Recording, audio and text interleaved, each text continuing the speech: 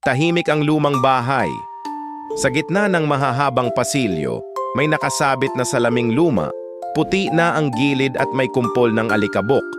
Madilim ang paligid, halos walang liwanag, kundi mula sa kupas na bombilya na pilit na kumikislap. Naglakad si Mara, nag-iisa, nilalabanan ang malamig na hangin na tila dumadaan sa kanyang balat. Nagpapakilabot sa bawat hakbang. Sa kanyang pagdaan sa harap ng salamin, napansin niyang may aninong nakatayo sa likuran niya. Isang batang nakaputi, nakangiti, ngunit wala ang mga mata. Napakapit siya sa dingding, pinilit huwag tumingin muli, ngunit parang hinihila siya ng salamin, parang may puwersang hindi niya mapigilan. Nang sumilip siya ulit, wala na ang bata, pero hindi na rin niya makita ang sarili niya. Imbes na refleksyon, ibang pasilyo ang nakita niya.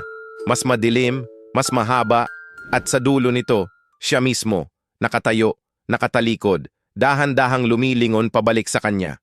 Hindi siya makaalis, parang hinihigop ng salamin ang kanyang hininga, bawat paghinga ay nagiging mabigat.